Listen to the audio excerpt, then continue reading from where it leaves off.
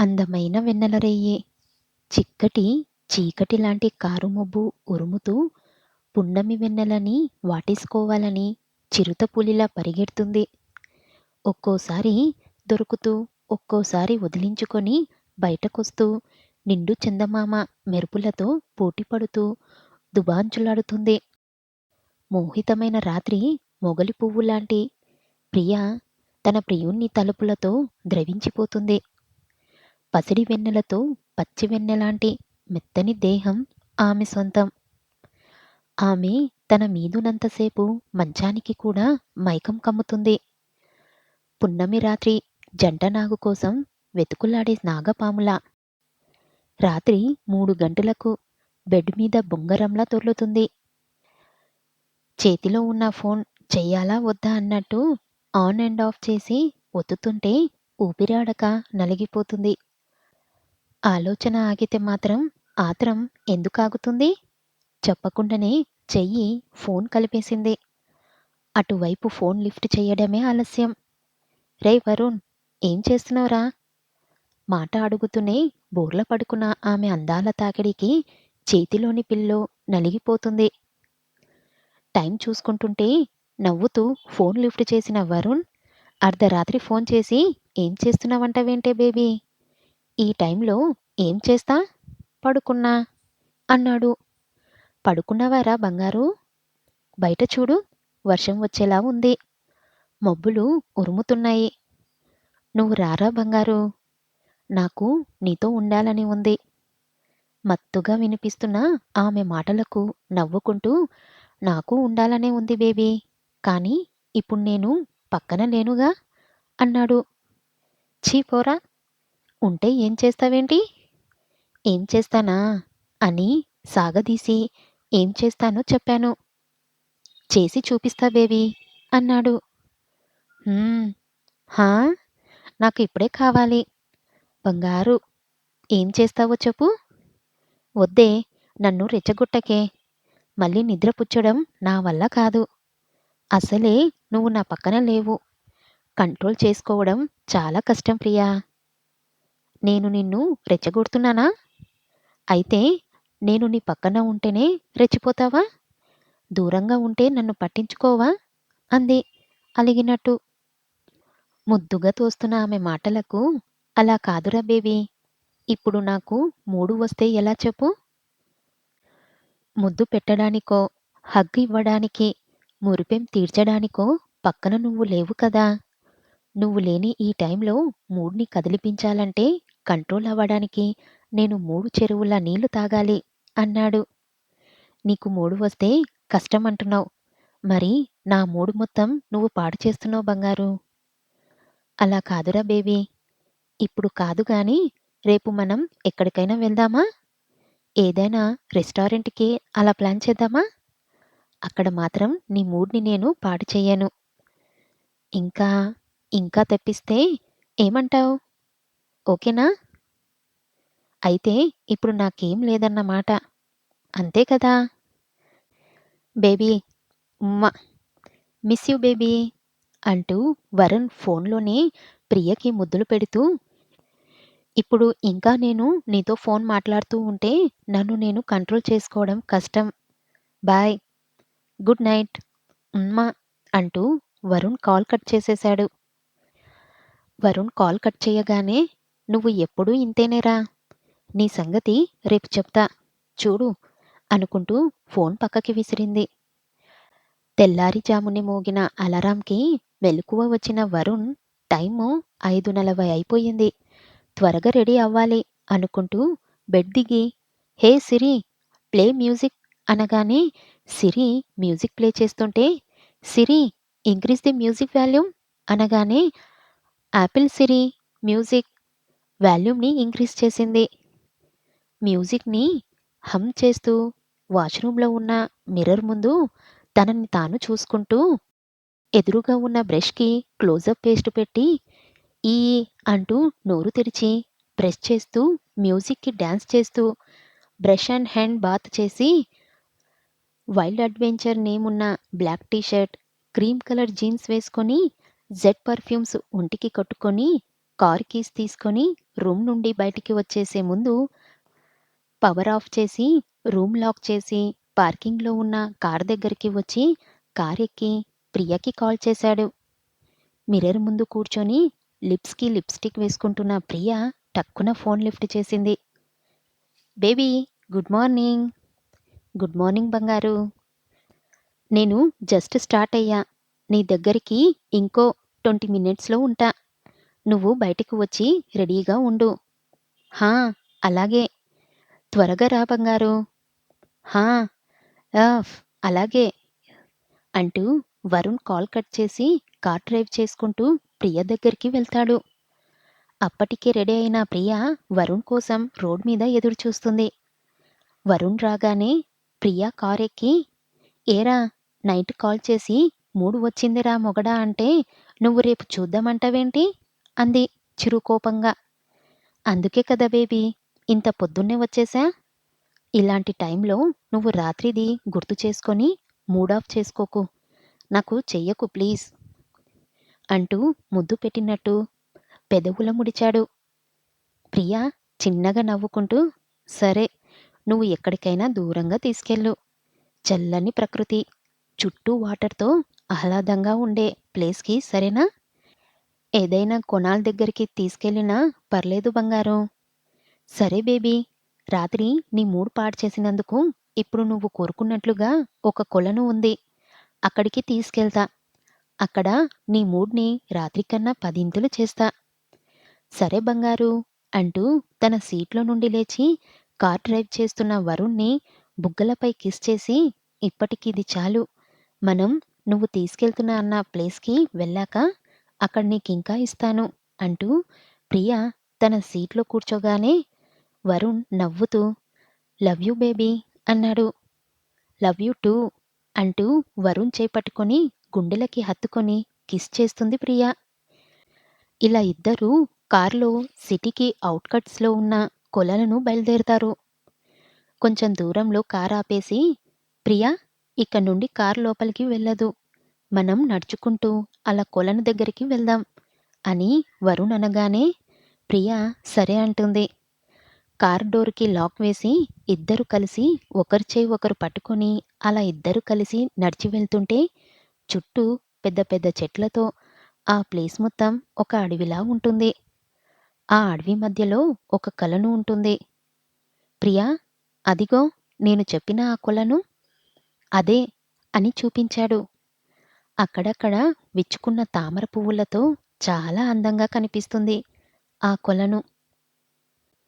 ప్రియా, వరుణ్లు కొలను దగ్గర వెళ్ళడమే ఆలస్యం చెయ్యకుండా వరుణ్ కొలనుకి ఆనుకొని ఉన్న పెద్ద చెట్టుకి ప్రియని అదిమిపట్టి 2 చేతులని చెట్టుకు నొక్కిపెట్టి, హే ప్రియా, ఇంత ముద్దొస్తున్నావేంట్రా?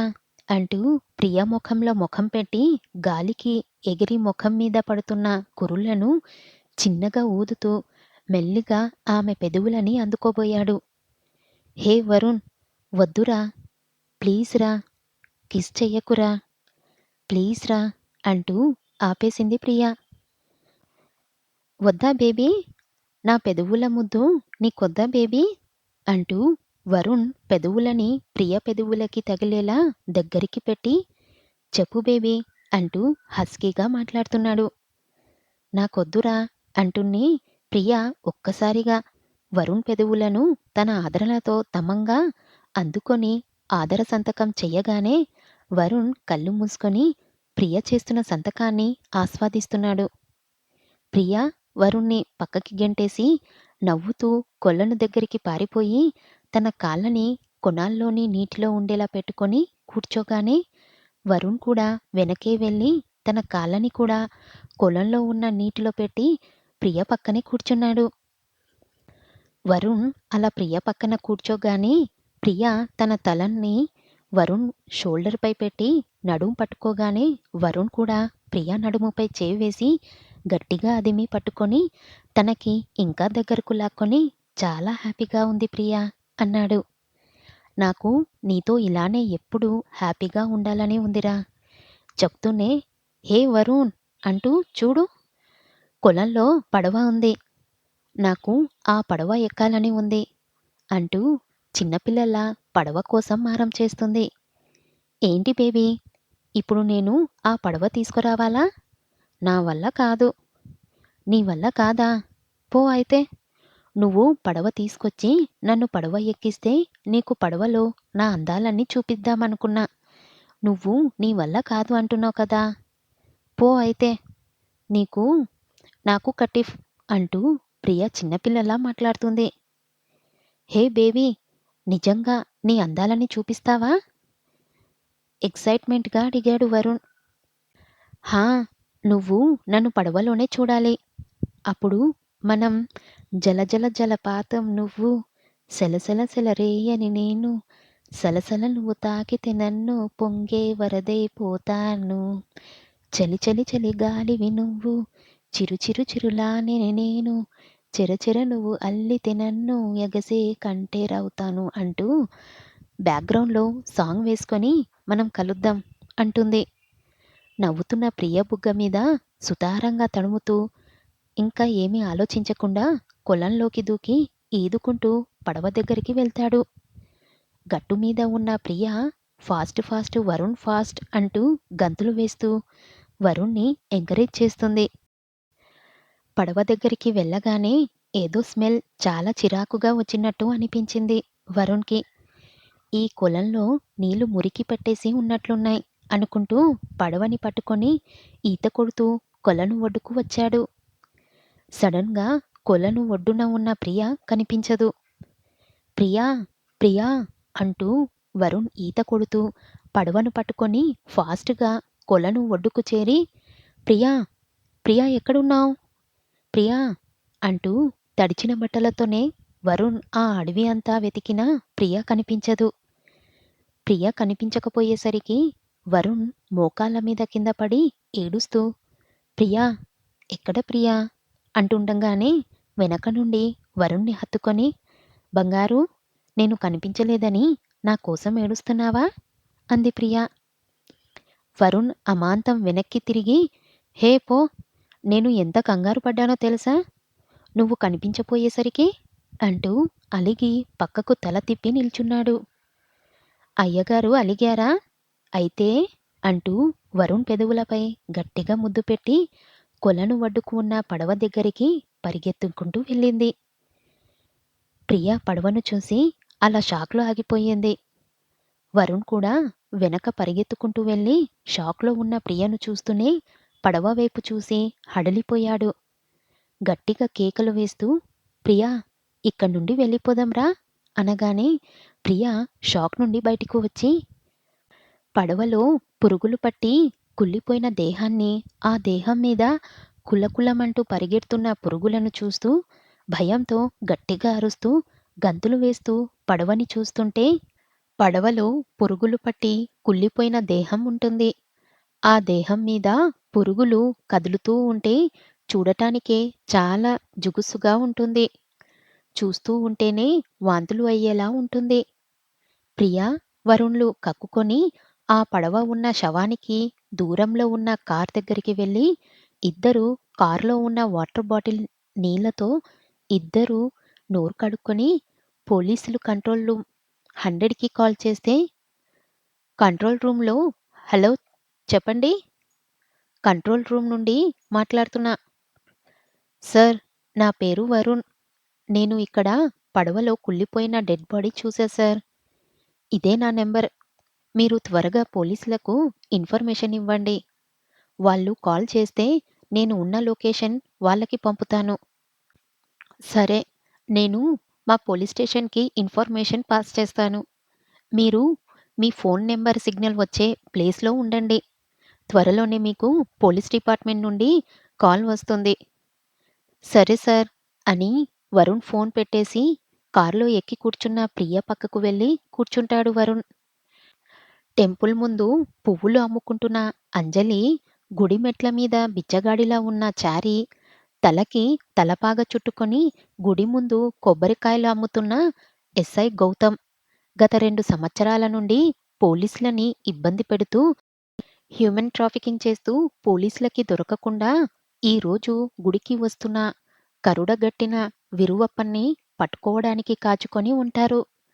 కారు దిగి గుడి లోపలికి విరువప్ప తన మనుషులతో వస్తుంటే ఎస్ఐ గౌతమ్ బ్లూటూత్‌లో చిన్నగా మేడం, విరువప్ప తన మనుషులతో గుడి లోపలికి వస్తున్నాడు. సరే, గటిట్ గౌతమ్, చారి నువ్వు రెడీగా ఉండు అని బ్లూటూత్‌లో అంజలి అనగానే గుడి మెట్ల మీద బిచ్చగాడిలా ఉన్న చారి సరే మేడం అంటాడు. వీరప్ప గుడిలోకి వెళ్తూ వెళ్తూ పువ్వులు అమ్ముతున్న అంజలిని చూపించి నిగనిగా బత్తాయిలా ఉన్న ఆ పోరి ఎవరో కనుక్కో, అలాగే రాత్రికి దాన్ని తీసుకురా అని తన అనుచరుడైన నీలంబరికి చెప్పగానే సరే అన్నా అంటూ నీలంబరి అంజలి దగ్గరికి వెళ్ళి హే పిల్లా, అన్న ఎవరో తెలుసా అనగానే నీకేం తెలుసు, నాకేటి తెలవదు, నువ్వు చెప్తే కదా మీ అన్న ఎవరో తెలిసేది అంటూ అంజలి అనగానే మా అన్న నీకు తెలియదంటావా, సరే నీకు లైఫ్ టైం సెటిల్మెంట్ చేసి పెడతాను. మా అన్న ఇంక నువ్వు ఇలా గుడి ముందు పువ్వులు అమ్ముకోనక్కర్లేదు, పువ్వుల పక్కల్లో నువ్వు ఎప్పుడూ ఉంటావు, మా అన్న నీ మీద మనసు పడ్డాడు అని నీలాంబరి అంజలితో అనగానే నేను పూల పక్కలో ఉంటానో పూలు అమ్ముకుంటానో అది నా ఇష్టమబ్బాయ్, వెళ్ళి మీ అన్నకి చెప్పు ఈ పువ్వు నీ పక్కలో నలగదు అని. ఎంత కండకవరమే నీకు, మా అన్ననే కాదంటావా అంటూ నీలంబరి అంజలి జిట్టు పట్టుకొని అంజలిని గుడి మెట్లు ఎక్కుతూ గుడిలోకి వెళ్తున్న విరువప్ప దగ్గరికి లాక్కెళ్ళగానే అంజలి తన చీర కుచ్చులలో నుంచి గన్ తీసి విరువప్ప పాయింట్ బ్లాక్‌లో పెట్టగానే గుడి మెట్ల మీద ఉన్న బిచ్చగాడిలా ఉన్న చారి గూడా గన్ తీసి వాళ్ళని హ్యాండ్స్ అప్ అంటాడు.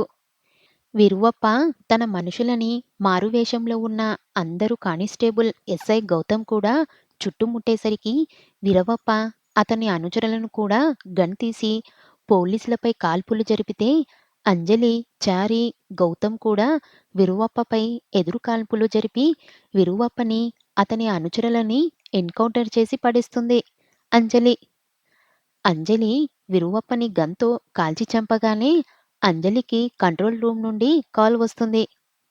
అంజలి ఒక చేతిలో గన్ పట్టుకొని ఇంకో చేతిలో ఫోన్ లిఫ్ట్ చేయగానే వరుణ్ అనే వ్యక్తి కాల్ చేశాడు అని పడవలో కుళ్ళిపోయిన డెడ్ బాడీ ఉందని చెప్తే అంజలి నేను చూసుకుంటా అని చెప్పి అంజలి ఎస్ఐ గౌతమ్‌కి గౌతమ్ వీరవప్ప డెడ్ బాడీ మీ అతని అనుచరుల డెడ్ బాడీని ఇక్కడి నుండి క్లియర్ చేయించు.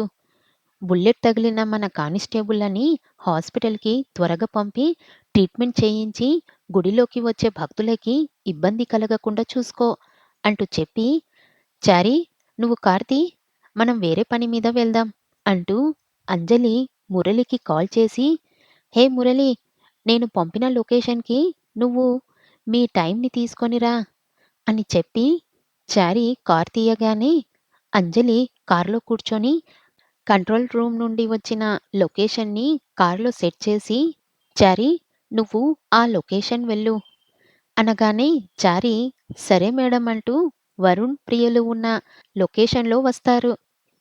లొకేషన్‌కి అంజలి, చారి రాగానే వరుణ్, ప్రియలు కారు దిగి రండి మేడం అంటూ అంజలిని, చారిని వరుణ్, ప్రియలు కొనలను దగ్గర ఉన్న పడవ దగ్గరికి తీసుకెళ్ళి కొలలోను ఉన్న పడవను చూపించగానే అంజలి ఆ పడవ దగ్గరికి హో మై గాడ్, మరీ దారుణంగా ఉంది అంటూ ముక్కు మూసుకొని పక్కకు రాగానే మురళి అంటే ఫార్మసిక్ డిపార్ట్మెంట్ వాళ్ళ టీంతో అక్కడికి వచ్చి హే అంజలి, ఎందుకు ఇక్కడికి రమ్మన్నావు అని అనగానే అదుగో ఆ పడవలో ఉన్న డెడ్ బాడీ చూడు అనగానే మురళి వాళ్ళ టీంతో ఆ పడవలో ఉన్న డెడ్ బాడీని చూసి షిట్, ఇది పక్కా ప్లాన్ ప్రకారం చేసిన మర్డర్ అంటాడు. అంత కరెక్ట్‌గా ఎలా చెప్పగలుగుతున్నావు మురళి అనగానే దీనికో థియరీ ఉంది అంజలి. ఈ మర్డర్‌ని స్కాఫిజం అంటారు. విదేశాల్లో పూర్వపు రాజులు ఈ శిక్షని విధించేవారు. అలాంటివి ఇది ఇండియాలో కూడా మొట్టమొదటి కేస్ అని మురళి చెప్పగానే ముందు ఈ డెడ్ బాడీని పడవలో నుండి తీసి మార్చరీకి పంపండి అనగానే ఆ పడవలో పురుగులలో చిన్న కెమెరా కనబడుతుంది. ఆ కెమెరాని కవర్‌లో వేసుకుంటుంటే అక్కడికి మీడియా మిత్రులు అందరూ వచ్చి ఆ పడవలో ఉన్న శవాన్ని తీసుకెళ్తుంటే పిక్స్ తీసి న్యూస్‌లో లైవ్‌లోనే టెలికాస్ట్ చేస్తుంటే గుడి ముందు గన్ ఫైరింగ్‌కి కొద్దిగా గాయపడిన బిచ్చగాడు కుంటుకుంటూ నడుస్తూ హోటల్‌లో న్యూస్‌లో వస్తున్న పడవలో ఉన్న శవాన్ని చూపిస్తుంటే ఆ బిచ్చగాడు పిచ్చివాడిలా నవ్వుతూ వాడి జుట్టు పీక్కొని చొక్కని లాక్కుంటూ వెళ్ళిపోతాడు.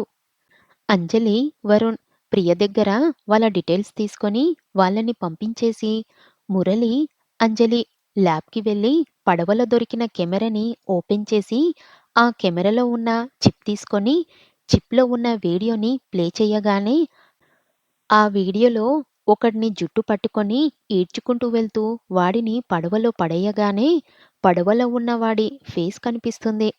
వాణ్ణి చూసిన వీడు నిర్మల హత్యాచారం చేసి హత్య కేసులో నిర్దోషిగా వచ్చిన ప్రముఖ మేఘ కంపెనీ ఓనర్ సత్యారాజ్ కొడుకు రవివర్మ కదా అని అంజలి అనగానే మురళి అవును అని అంటాడు.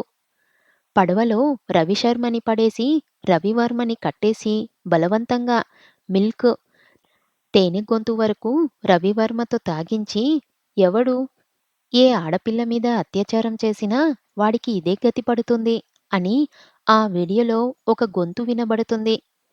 రవివర్మ గొంతు దాకా పాలు, తేనె తాగాక రవివర్మ కెమెరాలో కనబడేలా ఆ కెమెరా పెట్టి ఆ పడవని ఆ కొలను మధ్యలోకి గంటేస్తాడు.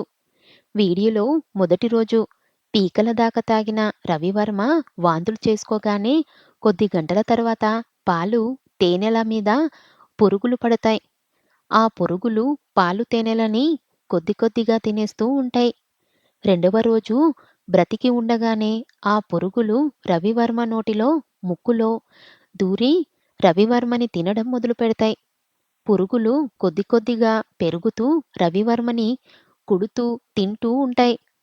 అవి మొహం మీద పాకుతూ, కుడుతూ, కొరికేస్తూ ఉంటే రవివర్మ గిలగిలా కొట్టుకుంటూ ఉంటాడు.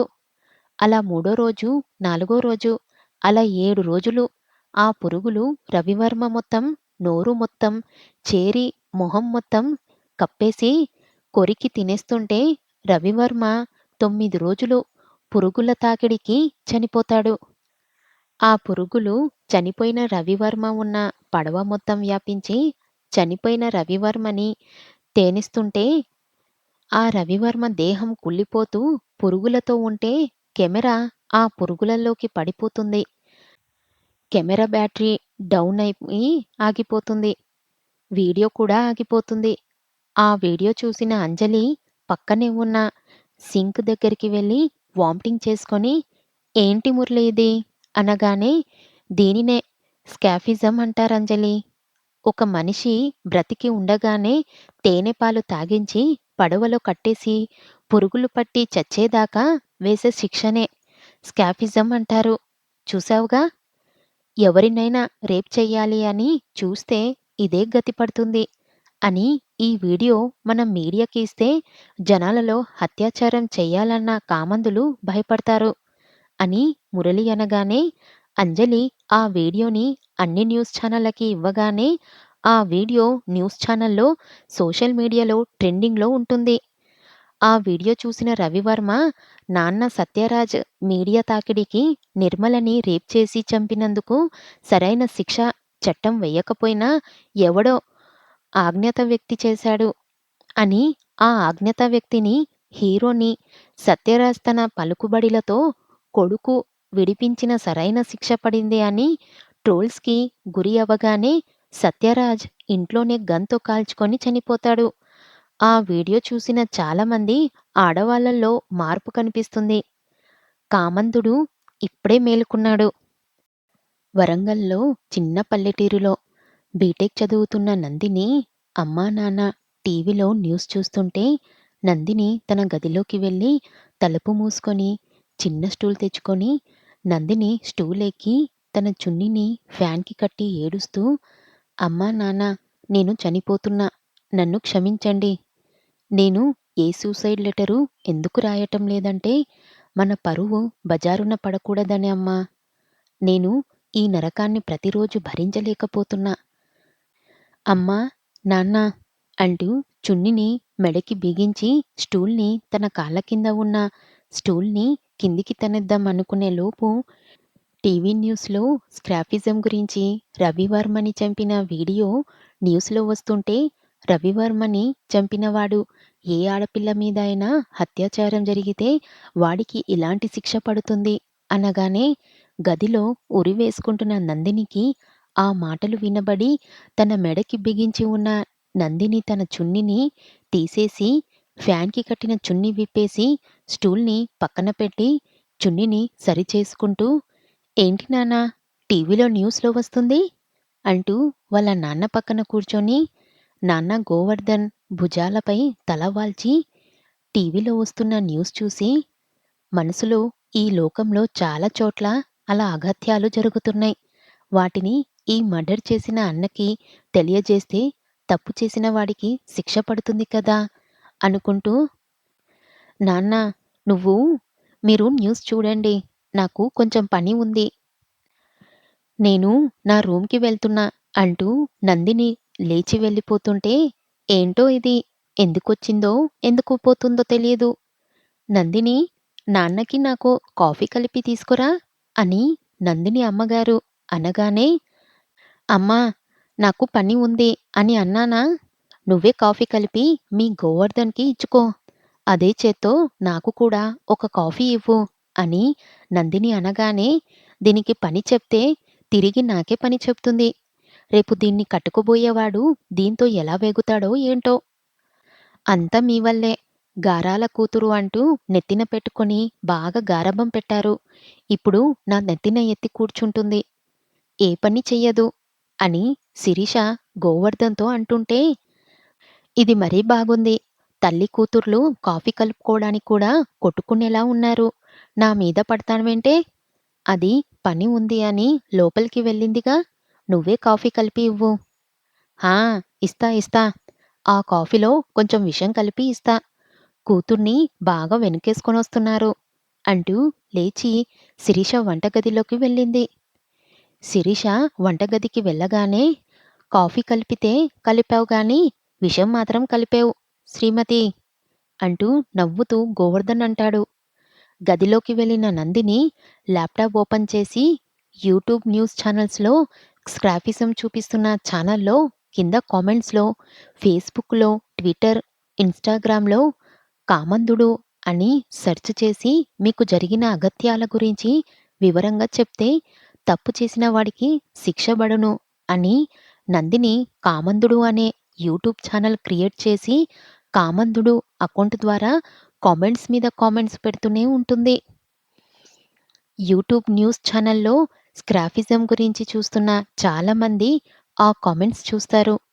ఫేస్‌బుక్కు, ట్విట్టర్, ఇన్‌స్టాగ్రామ్‌లో, యూట్యూబ్‌లలో ఉన్న నందిని క్రియేట్ చేసిన కామందుడు అకౌంట్‌లో మొదటి పోస్టు నందిని జీవితంలో జరిగిన నిజాన్ని మొదటి పోస్ట్‌లో పెడుతుంది. మొదటి పోస్టు హాయ్! అందరికీ నమస్కారం. నేను ఒక మధ్యతరగతి కుటుంబంలో ఎన్నో కలలతో నా ఫ్యామిలీతో సంతోషంగా ఉన్న ఒక సాధారణమైన ఆడపిల్లని. మీ ఇంట్లోనే ఉండే మీ కూతురు లాంటి దాన్ని. మీ అక్క, చెల్లి లాంటి దాన్ని. నా జీవితంలోకి వచ్చిన కామందుడు గురించి నేను ఈ పోస్ట్ పెడుతున్నా. మాది చిన్న ఫ్యామిలీ. అమ్మ, నాన్న, నేను, ఒక అన్నయ్య. నాన్నకి మా అమ్మ రెండో భార్య. మా అన్నయ్య మా నాన్న మొదటి భార్యకి పుట్టినవాడు. మా అన్నయ్య వాళ్ళు అమ్మగారు క్యాన్సర్‌తో చనిపోతే మా అమ్మని రెండో పెళ్లి చేసుకున్నారు మా నాన్న. అన్నయ్య అంటే నాకు చాలా ఇష్టం. అన్నయ్యకి నేను అన్నా చాలా ఇష్టం. మా చిన్ని ఫ్యామిలీ చాలా సంతోషంతో ఉండేది. ఇప్పుడు కూడా ఉంది అనుకోండి. నాకు మాత్రం ఏ సంతోషం లేదు ఇప్పుడు. చిన్నప్పటి నుండి అన్నయ్య నన్ను చాలా బాగా చూసుకున్నాడు. సొంత చెల్లిల్లా. అన్నయ్యకి ఒక గర్ల్ ఫ్రెండ్ ఉంది. తన పేరు ఆమని. చాలా అందంగా ఉండేది. కాలేజ్‌కి నేను, అన్నయ్య ఒకే బైక్ మీద వెళ్ళేవాళ్ళం. అన్నయ్య బీర్ తాగే అలవాటు ఉంది. స్మోకింగ్ చేసే అలవాటు కూడా ఉంది. ఆ విషయం నాన్నకి తెలియదు. మా ఇంట్లో వాళ్ళకి ఎవ్వరికీ తెలియదు. ఒకరోజు అన్నయ్య తన ఫ్రెండ్స్‌తో నైట్ సిట్టింగ్ వేసి బీర్ తాగుతూ నా గురించి, ఆమని గురించి మాట్లాడారు అని నాతో చెప్పాడు. అన్నయ్య పేరు చెప్పలేదు కదా! అన్నయ్య పేరు క్రాంతి. సిట్టింగ్ సమయంలో అన్నయ్య ఫ్రెండ్స్ అందరూ అన్నయ్యతో బీర్లు తాగుతూ, "ఏరా క్రాంతి! కత్తిలాంటి ఫిగర్‌ని పట్టావురా! ఆ ఆమనిని పడేయడానికి చాలా ట్రై చేశాం. నువ్వు దానికి ఏం చూపించి పడేశావురా క్రాంతిగా? పెట్టి పుట్టాలి. ఇక్కడ ఉన్న ప్రతి ఒక్కడికి దాని మీద కోరిక ఉందిరా! క్రాంతి! అదే నా లవర్ అయ్యి ఉంటే దాన్ని మీ అందరికీ ఇచ్చేవాణ్ణి. బ్యాడ్ లక్ అది క్రాంతిగాడి లవర్ అయ్యింది" అని మదన్ అనగానే, "అరె మదన్! నువ్వు మాత్రమే ఆమనిని అందరికీ ఇస్తావా? నేను ఇవ్వనా? ఆ క్రాంతిగాడు ఇవ్వడా? నేను నా లవర్‌ని మాత్రమే కాదు, నా చెల్లిని కూడా మీకు ఇచ్చేస్తా. మీరు నా దోస్తులురా! మీకంటే నాకు ఎక్కువనా? నా చెల్లి ఎవడికి కావాలో చెప్పండి. నేను నా చెల్లితో మాట్లాడి నా చెల్లిని వాడికి సెట్ చేస్తా. ఏరా క్రాంతి! నువ్వు నీ చెల్లిని మాకు సెట్ చెయ్యవా ఏంటి?" తరుణ్ తాగిన మైకంలో అంటుంటే క్రాంతి కూడా, "మీరందరూ ఇప్పుడు ఏమంటున్నారా? ఆమనిని కోరుకుంటున్నారా? దానితో పక్క పంచుకోవాలనుకుంటున్నారా? ఏంట్రా చెప్పండి? ఎవడు కావాలి అనుకున్నా ముందు మాత్రం దానితో నేనే చేస్తారోయ్!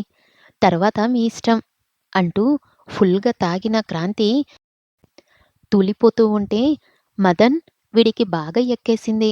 పదండి రూమ్‌కి తీసుకుపోదాం" అని క్రాంతిని బైక్‌పై ఎక్కించుకొని, "మదన్! అరె క్రాంతి! నిన్ను ఒకటి అడుగుతా. నిజం చెప్తావా? ఆ ఆమని కంటే నీ చెల్లి నందిని ఇంకా సెక్సీగా ఉంటుంది. నీకు ఎప్పుడూ ఆ కోరిక కలగలేదా?" అని క్రాంతిని అడుగుతుంటే, "రేయ్! చెల్లిరా! తప్పురా! ఇంకోసారి అలా మాట్లాడకు. మాట్లాడితే చంపేస్తా. నా చెల్లి మీద నీకు ప్రేమ ఉంటే చెప్పు. నీకు సెట్ చేస్తా. అంతేగాని నువ్వు నా గురించి మాట్లాడకు. ఓరి తింగరోడా! నందినిలాంటి చెల్లి నాకు ఉండి ఉంటే ఈ పాటికి అన్నీ అయిపోయాయి. అయినా నందిని నీ అమ్మకు పుట్టలేదుగా? నీకేంట్రా భయం? అయినా నందిని నీ సొంత చెల్లి కాదుగా? ఒకసారి ఆలోచించు" అని మదన్ క్రాంతితో అనగానే, క్రాంతి తాగిన మైకంలో మదన్‌పై వాలి పడుకుంటాడు. మదన్ క్రాంతిని రూమ్‌కి తీసుకెళ్ళి పడుకోబెట్టి, మదన్ కూడా పడుకుంటాడు. ఉదయం అవ్వగానే క్రాంతి లేచి ఇంటికి వెళ్ళి, కాళ్ళు కడుక్కొని నందిని ఉన్న రూమ్‌కి వెళ్ళి, నందిని రూమ్‌లో ఉన్న బెడ్‌పై పడుకుంటాడు. అప్పటికే నందిని వాష్‌రూమ్‌కి వెళ్ళి గదిలోకి వస్తుంది. బెడ్ మీద అన్నయ్యని చూడగానే, "ఏరా అన్నయ్య! ఏంటి పొద్దున్నే నా గదికి వచ్చావు?"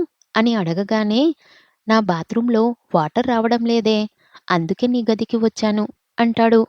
"అవునా! సరే వెళ్ళు" అనగానే క్రాంతి నందిని బాత్రూంలోకి వెళ్ళి తలుపు వేసుకొని, రాత్రి మదన్ అన్న మాటలు పదే పదే తలుచుకుంటూ నందినిని బాత్రూంలో హాంగింగ్ చేసిన నందిని విడిచిన డ్రెస్సులను తడుముతూ, నందిని డ్రెస్ వేసుకొని ఒంటికి చుట్టుకొని, మైకంలో తూగుతూ ఎదురుగా ఉన్న నందిని విడిచిన బ్రా తీసుకొని, బ్రాని నలుపుతూ, నందిని అండర్‌వేర్‌ని తీసుకొని క్రాంతి ముక్కు దగ్గర పెట్టుకొని, అండర్‌వేర్ నుండి వస్తున్న మాదపు వాసన కళ్ళు మూసుకొని పీలుస్తూ, "నందిని, నందిని, ఏం వాసన వస్తుందే నీ అండర్‌వేర్ నుండి? ఈ మదపు వాసన నన్ను పిచ్చోన్ని చేస్తుందే. ఇప్పటిదాకా నేను నిన్ను పట్టించుకోలేదే. అసలు నిన్ను ఎలా మిస్ అయ్యానే. ఇంట్లో కసి అందాలను పెట్టుకొని ఇన్నాళ్ళు ఊరు మీద పడ్డానా అని నా మీద నాకే చిరాకేస్తుంది. అయినా ఇంట్లో నిన్ను పెట్టుకొని ఎవరినో నేను ఇన్నాళ్ళు ఊహించుకొని బాత్రూంలో తడుముతున్నానా? ఛ! దీనమ్మ జీవితం. ఈరోజు ఎలా అయినా నీతో గడపాలి. నందినిని" అని మనసులో క్రాంతి అనుకుంటూ ఆ అండర్‌వేర్ నుండి వస్తున్న వాసన చూస్తూ మైకంలో కామంతో ఊగిపోతాడు. బయటికి ఎంతకి రాకపోయేసరికి నందినిని "అన్నయ్య, ఓయ్ అన్నయ్య ఉన్నావా బాత్రూంలో? అంతసేపు ఏం చేస్తున్నావురా?" అనగానే నందిని మాటలకు నందిని తలుచుకుంటూ ఊహల్లో తేలిపోతున్న క్రాంతి "హా! వస్తున్నా నందినీ 5 మినిట్స్" అని అంటాడు. "సరేరా అన్నయ్య" అంటూ నందిని తన బెడ్‌రూమ్‌లో డ్రెస్సింగ్ టేబుల్ ముందు తన కురులని సరిచేసుకుంటూ ఉండగా, బాత్రూమ్ నుండి వచ్చిన క్రాంతి నందిని వెనక నుండి హత్తుకొని నందిని భుజంపై తల వాల్చి, "నిన్ను కట్టుకోబోయేవాడు అదృష్టవంతుడే. రాత్రి తిన్న స్టఫ్ సరిగ్గా పడలేదురా. అందుకే కడుపులో గడబిడ అయిందని" నందినిని గట్టిగా హత్తుకునే మాట్లాడుతుంటే, "ఏంట్రా అన్నయ్య అలా వాలిపోయావు? బాగా నీరసంగా ఉందారా? నన్ను పట్టుకొని వదలంటలేదు" అని ప్రేమగా నందిని క్రాంతిని అడుగుతుంటే, క్రాంతి మాత్రం నందిని కురుల వాసన చూస్తూ కళ్ళు మూసుకొని నందిని ఊహించుకునేలోపు నందిని క్రాంతి అమ్మగారు శిరీష "నందిని, నందిని" అంటూ గదిలోకి రాబోయేసరికి క్రాంతి నందినిని వదిలి మంచం మీద కూర్చుంటాడు. శిరీష లోపలికి వచ్చి "నందిని, నువ్వు కొంచెం దోసలు వెయ్యరా? నాన్నగారు ఆఫీస్‌కి వెళ్ళే టైం అయింది. నేను పక్కింటి కళ్యాణి కూతురు పెద్దది అయింది కదా! నేను వెళ్ళి తాంబూలం తీసుకొని వస్తాను" అంటుంది. "ఏరా! నువ్వు ఇక్కడే ఉన్నావా? రాత్రి ఎక్కడికి పోయావు? మీ నాన్న నన్ను తిడుతున్నారు. వెధవ! నీ వల్ల ఆయనతో నేను వేగలేకపోతున్నా. నువ్వు పొద్దున్నే ఆయనకి కనిపించకు. మళ్ళీ ఆయన సుప్రభాతం మొదలుపెడితే మేము వినలేము" అంటూ శిరీష కళ్యాణి ఇంటికి వెళ్తుంది. "సరే అమ్మా" అంటూ క్రాంతి క్లం అలానే కూర్చొని ఉంటాడు. "అన్నయ్య, నువ్వు ఇక్కడే ఉంటావా? నీ రూమ్‌కి పోతావా? నేను బాత్ చేసి మనకి దోసెలు వెయ్యాలి" అని నందిని అనగానే, "నేను వెళ్ళి నా రూమ్‌లో పడుకుంటా. బాగా నిద్ర వస్తుంది" అని క్రాంతి బయటికి వెళ్ళినట్లు వెళ్ళి నందిని బాత్రూమ్‌కి వెళ్ళగానే మళ్ళీ నందిని రూమ్‌కి వచ్చి బ్లాంకెట్ కప్పుకొని పడుకుంటాడు. క్రాంతి వెళ్ళిపోయాడు అనుకొని గది తలుపు వేసుకోకుండా నందిని బాత్రూంకి వెళ్ళి బాత్ చేస్తూ తన డ్రెస్‌ని, అండర్‌వేర్‌ని చూసి "ఏంటి ఇవి ఇలా చెల్లాచెదురుగా ఉన్నాయి" అనుకుంటూ తన బట్టలు అన్నిటినీ బకెట్‌లో వేస్తుంటే తన అండర్‌వేర్ పట్టుకొని సరికి చేతికి తడి తడి స్మూత్‌గా తగిలేసరికి ఏంటో అనుకుంటూ బకెట్‌లో ముంచేస్తుంది. తన బట్టలని బకెట్లో నానబెట్టి నందిని స్నానం చేసి టవల్ చుట్టుకొని బాత్రూం నుండి బయటికి రాగానే బెడ్ మీద బ్లాంకెట్ కప్పుకొని పడుకున్న క్రాంతిని చూసి "అన్నయ్య తన రూమ్‌కి వెళ్ళలేదా? సరే నిద్రపోయాడు" అనుకొని తన రూమ్ తలుపుని క్లోజ్ చేసి బట్టలు వేసుకుంటూ ఉంటుంటే బ్లాంకెట్‌ని కొద్దిగా పైకి ఎత్తి కనిపించకుండా నందిని బట్టలు వేసుకుంటుంటే క్రాంతి చూస్తున్నాడు. బ్లాంకెట్ కదలికలు గమనించిన నందిని బట్టలను వేసుకుంటూ బెడ్ మీద పడుకున్న క్రాంతిని చూస్తుంది. నిద్రలో కదిలి ఉంటాడులే అనుకొని తన బట్టలు అలానే వేసుకుంటుంది. నందిని బట్టలు మార్చుకుంటుంటే నందిని అర్ధనగ్న దేహాన్ని అలానే కళ్ళార్పకుండా చూస్తూ నందిని అందాలని కళ్ళతోనే కామిస్తాడు. నందిని బట్టలు వేసుకొని జుట్టుకి రబ్బర్ బ్యాండు పెట్టుకొని వంటగదికి వెళ్ళి దోసలు వేసి "నాన్నా నాన్నా త్వరగా రా నాన్నా నీకు ఆఫీస్‌కి టైం అవుతుంది" అంటూ నందిని గోవర్ధన్‌కి ప్లేట్‌లో దోసలు వేసుకొని వెళ్ళి ఇచ్చి తన గదికి వెళ్ళి "అన్నయ్య ఇంక లేగరా నీకు టిఫిన్ చేశారా? తిందుగాని" అని బ్లాంకెట్ కప్పుకొని పడుకున్న క్రాంతిని లేపి రూమ్ బయటకు తీసుకెళ్ళి క్రాంతి చేతిలో టిఫిన్ పెట్టిన ప్లేట్ పెట్టి "తిను ముందు, నాకు కొంచెం పని ఉంది" అంటూ నందిని తన రూమ్‌లో బ్లాంకెట్‌ని మడత పెడుతూ ఉంటే బ్లాంకెట్ మధ్యలో తడి తడిగా, స్మూత్‌గా తగులుతుంది. "ఏంటిది? నా బ్లాంకెట్ మీద ఉంది.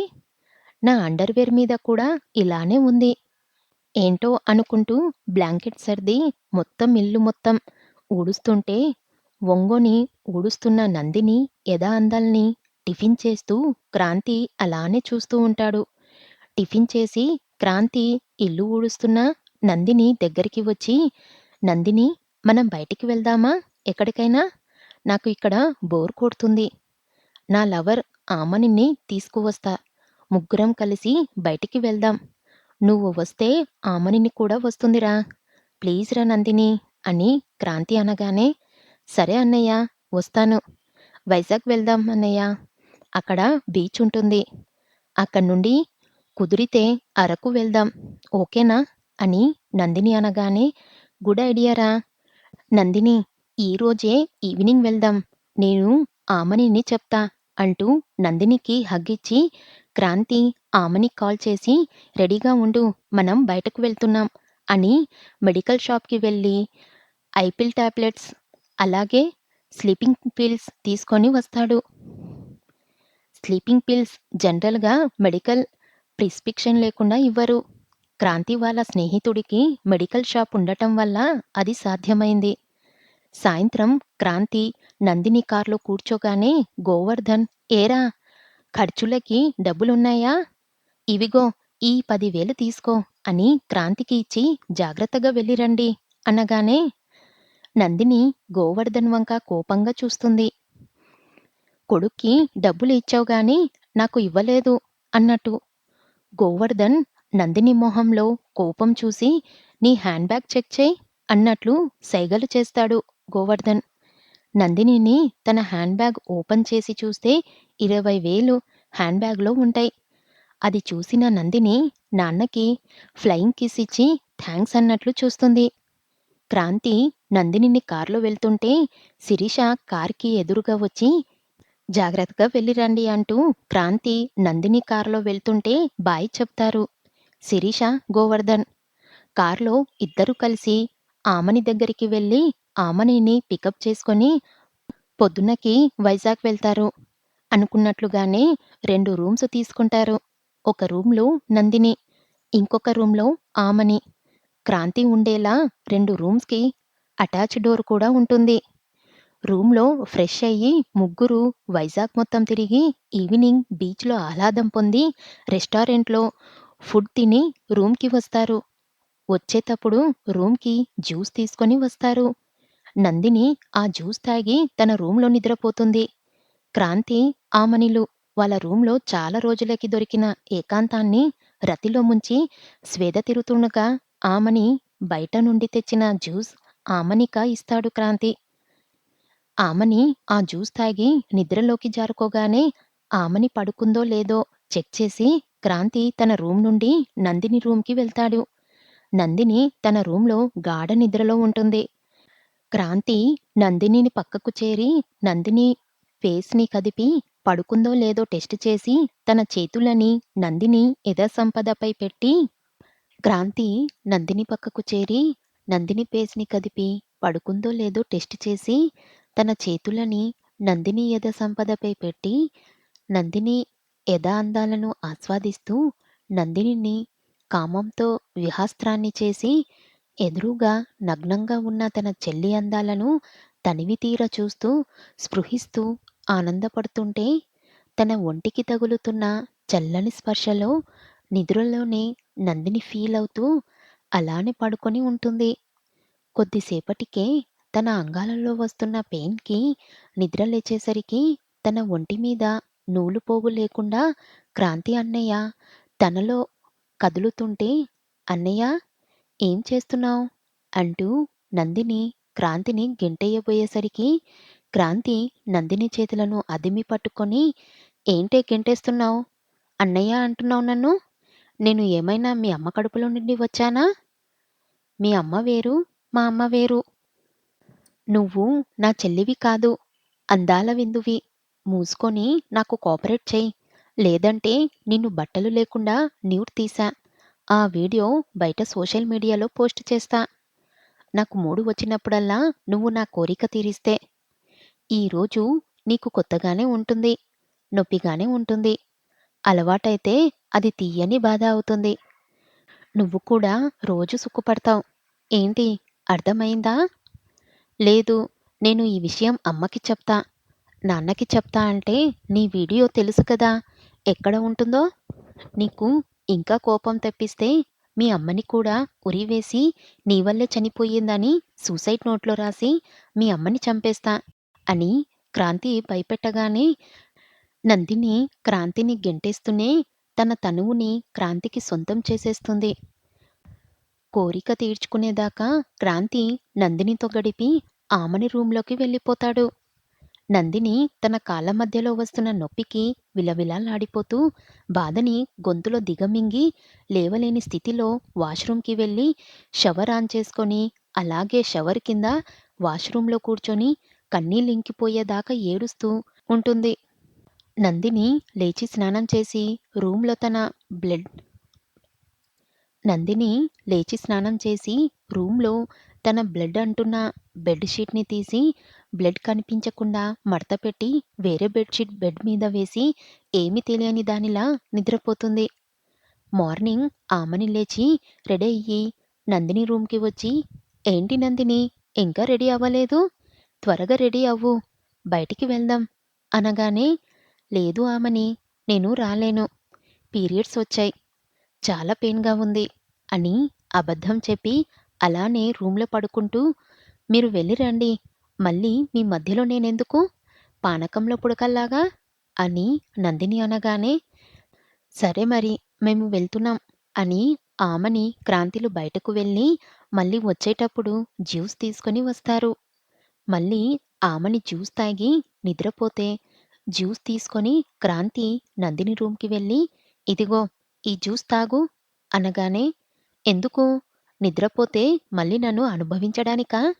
అలాంటివేమీ కుదరవు" అని నందిని గట్టిగా చెప్పేసరికి క్రాంతి కోపంతో నందిని జుట్టు పట్టుకొని మొహం మీద కొట్టి, "ఏంటి నకరాలు పోతున్నావు? చేస్తావా చెయ్యవా?" అంటూ అనేసరికి నందిని తప్పక మళ్ళీ ఒప్పుకునేసరికి మళ్ళీ బలవంతంగా క్రాంతి నందినిని అనుభవిస్తాడు. అలా వారం రోజులు వైజాగ్‌లో ఉండి ఇంటికి వెళ్ళిపోతారు. నన్ను చిత్రవద చేసి నన్ను అనుభవించిన నా అన్నయ్య క్రాంతిని నువ్వు వదలకు. ప్లీజ్ వదలకు అని మొదటి పోస్టు అవగానే ఆ పోస్టు చూసిన అంజలి, చారి, కాలేజీ స్టూడెంట్స్, మీడియా ఆ పోస్ట్‌కి కామెంట్స్ రూపంలో "ఆ నా కొడుకు నాకు దొరికితే వాణ్ణి అడ్డంగా నరికేసేవాణ్ణి" అని ఒకడు, "అలాంటి వాడిని నడి రోడ్డు మీద ఉరి తీయాలి" అని ఇంకొకడు, "వాడిని రోడ్డు మీద బట్టలు విప్పి ఏది చూసుకొని మొగోడని రెచ్చిపోతున్నాడో దాన్ని కోసేయాలి" అని ఒకడు. పిల్లలు ఏం చేస్తున్నారో కనీసం తల్లిదండ్రులు పట్టించుకోరా? కొడుకుని కని రోడ్డు మీదకి వదిలేయడమేనా? సొంత చెల్లిని అనుభవించినోడు మిగతా ఆడవాళ్ళని వదులుతాడని గ్యారంటీ ఏంటి? ఇలాంటి వాణ్ణి వదలకూడదు అని ఒకామె. ఇండియాలో ఏం చేసినా చెల్లుతుంది. సరైన శిక్ష పడదు అని. సిస్టమ్ మారాలి. ప్రభుత్వం మారాలి అని ఒకడు. పాత కేసులే చాలా ఉన్నాయి. కొత్తగా ఈ కేస్‌ని పోలీసులు వీణ్ణి ఎక్కడ శిక్షిస్తారు? వీడి నెంబర్ వచ్చేసరికి వీడు బెయిల్ మీద బయటికి వచ్చేస్తాడు అని ఒకడు. ముందు ఆ క్రాంతిగాడిని పేస్ చూపించండి. మాకు వదలండి. మేము చూసుకుంటా వాణ్ణి అంటూ ఒకడు. నువ్వు ధైర్యంగా ఉండమ్మా! చెల్లెమ్మా! నీకు మేము అందరం ఉన్నాం అని క్రాంతికి శిక్ష పడేదాకా వదిలేదే లేదు అంటూ ఒకడు. కామెంట్స్ చేసిన ఆడవాళ్ళకి హాయ్ ఎలా ఉన్నావ్ అని అడిగేవాడు ఒకడు. ఇలా మొదటి పోస్ట్ కింద కామెంట్స్ వస్తుంటే చంపాలి చంపాలి క్రాంతిని చంపాలి చంపాలి చంపాలి క్రాంతిని చంపాలి అని నినాదాలతో రోడ్స్ మీద ధర్నాలు చేస్తారు. ఆ పోస్ట్‌కి కామెంట్స్ చూసిన నందిని నేను ఎలాగో ఆ బాధని అనుభవించాను కానీ నాలా ఏ ఆడపిల్ల ఇలాంటి బాధ పడకూడదు అని పోస్ట్ చేశా. మీరు మీ ధర్మాన్ని ఆపి మీ ఇంట్లో ఉన్న ఆడవాళ్ళకి గౌరవం ఇవ్వండి అని. మీ అందరి ప్రేమకి నా ధన్యవాదములు అని కామెంట్ పోస్ట్ చేసేసరికి ఇదంతా గమనిస్తున్న క్రాంతి హమ్మయ్య! బ్రతికిపోయాన్రా బాబు అనుకుంటూ ఉంటాడు. తర్వాత రోజు రాత్రి క్రాంతి ఫ్రెండ్స్‌తో కలిసి మందు కొడుతూ, ఎంజాయ్ చేస్తూ టాయిలెట్‌కి వెళ్తాడు. టాయిలెట్‌లో క్రాంతి మొహం మీద కర్చీఫ్ నొక్కిపెట్టి టాయిలెట్ నుండి పక్కకు తీసుకుపోతాడు ఒకడు. తర్వాత రోజు పొద్దున 7 గంటలకు అందరికీ ఫోన్‌లో అన్ని న్యూస్ ఛానల్‌లో లైవ్ వీడియో వస్తుంది. వీడియోలో ఫేస్‌కి మాస్క్ పెట్టుకొని, చిరిగిపోయిన బట్టలు వేసుకొని, లైవ్ ఆన్ చేసి క్రాంతిని ఒక పెద్ద చెట్టుకి తలకిందులుగా 2 కాళ్ళు విడదీసి క్రాంతిని కట్టేసి, "నీ పేరు క్రాంతినా?" అని ఆ మాస్కు వేసుకున్నవాడు అడిగితే, క్రాంతి "హా! అవును" అంటాడు. "నందిని నీ చెల్లినా?" అని మళ్ళీ మాస్కు వేసుకున్నవాడు అడిగితే, "హా! అవును. నా చెల్లి నందిని. అయితే ఏంటి? నువ్వు ఎవరు? నన్నెందుకు కట్టేశావు?" అని క్రాంతి అడిగితే, "నీలాంటి కామాంధునికి నేను శిక్షని వేసే యముణ్ణి" అంటాడు ఆ మాస్కు వేసుకున్నవాడు. "నందినిని నువ్వు వైజాగ్ రూమ్‌లో చెల్లి అని చూడకుండా అనుభవించావా? చెప్పు" యముడు అడగ్గానే, "ఏం మాట్లాడుతున్నావు? వైజాగ్ ఏంటి? నందిని ఏంటి? నాకేం తెలియదు" అని క్రాంతి బుకాయిస్తాడు. "ఏంట్రా నిజాన్ని ఒప్పుకోవడం లేదు?" అంటూ క్రాంతి జుట్టు పట్టుకొని మెలేసి, జుట్టు ఊడిపోయేలా లాగి, మొహం మీద మొహం వాచిపోయేలా కొట్టి, "చెప్పరా! నువ్వు నీ పక్కలోకి రాకపోతే ఇలానే కదా నువ్వు చేసేది" అంటూ, "నందినిని ఇలానే కదా నువ్వు హింసించి ఒప్పించావు" అంటూ క్రాంతి మొహం మీద ఇంకా గట్టిగా యముడు గుద్దితే, "హా! అవును" అంటూ, "వద్దు, నన్నేమి చెయ్యొద్దు" అని క్రాంతి బతిమాలతాడు. "అయ్యయ్యో! నేను నిన్నేమి చెయ్యను. చేస్తే నువ్వు సోషల్ మీడియాలో న్యూడ్‌గా ఉన్న నందిని వీడియో పోస్ట్ చేస్తావు కదా" అంటూ చెట్లని కోసే రంపం మిషన్ ఆన్ చేసి, యముడు క్రాంతి ఒంటి మీద ఉన్న బట్టలు అన్ని కోసి నూడ్‌గా వేలాడుతుంటే, "అలాంటి వీడియోనే కదా నువ్వు సోషల్ మీడియాలో పోస్ట్ చేస్తా అన్నది" అంటూ న్యూడ్‌గా తలకిందులుగా వేలాడుతూ ఉన్న క్రాంతికి ఎదురుగ్గా కెమెరా తీసుకొచ్చి క్రాంతి ఫేస్‌ని క్లోజప్ చేసి చూపిస్తూ, "నేను యముడు. కామందులకి యముడు. తప్పు చెయ్యాలనుకున్నవాడు ఈ వీడియో చూడండి. నేను ఈ క్రాంతి ఉన్న లొకేషన్‌ని చెప్తాను. ఎవరన్నా వచ్చి వీన్ని కాపాడుకోవాలి అనుకుంటే కాపాడుకోండి" అంటూ లొకేషన్ ఎక్కడో యముడు లైవ్‌లో చెప్పి, రంపం మిషన్‌ని ఆన్ చేసి, క్రాంతి 2 కాళ్ళ మధ్యలోకి వచ్చేటట్టుగా పెట్టి యముడు అక్కడ్నుండి వెళ్ళిపోతాడు.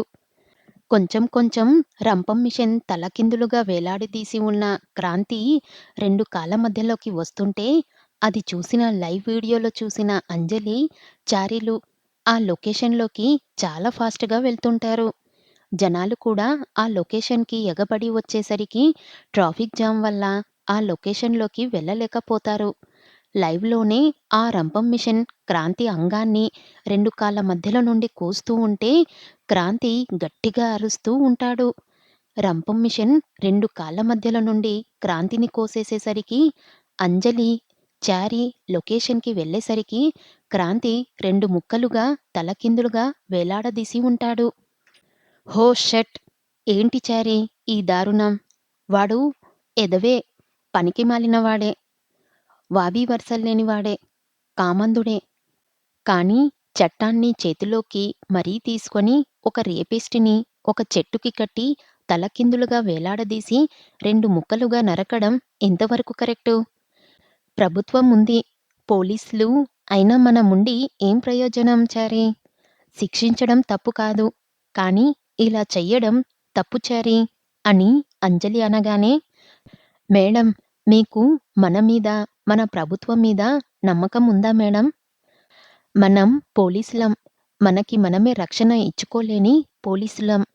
నిజంగా ఆ క్రాంతి మన కస్టడీలోకి తీసుకొని, వాడికి తిండి పెట్టి, వాణ్ణి మేపడం తప్ప మనం, మన ప్రభుత్వం ఇంకేమైనా చేస్తుందా? వాడికి ఉరిశిక్ష వేసినా వాడి నంబర్ వచ్చేసరికి రాష్ట్రపతి నుండి క్షమాభిక్ష కూడా వచ్చేస్తుంది మేడం. ఇలాంటి వాణ్ణి ఇలానే చంపాలి మేడం" అని చారి అనగానే, "మనం ఎన్ని అనుకున్నా ఆ ఎదవకి శిక్ష పడింది. ఇంకా మనం ఏం చేస్తాం? ముందు ఫార్మాలిటీస్ నుండి మురళిని రమ్మను. మొత్తం ఏరియా బ్లాక్ చెయ్. డాగ్ స్క్వాడ్‌ని తీసుకొచ్చి ఇక్కడ ఉన్న అన్ని ఏరియాలని వెతికించు. చంపినవాడు తప్పించుకోవడానికి వీల్లేదు. అతనిని పట్టుకొని చెరసాలలో వెయ్యడం నాకు ఇష్టం లేదు. అయినా సరే, నా వృత్తి. నేను ఈ పని చెయ్యాలి. ఎందుకు అతను ఇంతలా చంపుతున్నాడో తెలుసుకోవాలి" అని అంజలి అంటుంటే, అంజలికి కమిషనర్ దగ్గర నుండి కాల్ వస్తుంది. అంజలి కమిషనర్ కాల్ లిఫ్ట్ చేసి, హలో! Good morning sir. చెప్పండి. గుడ్ మార్నింగ్ అంజలి. అక్కడ పరిస్థితి చాలా గందరగోళం కింద తయారుంది.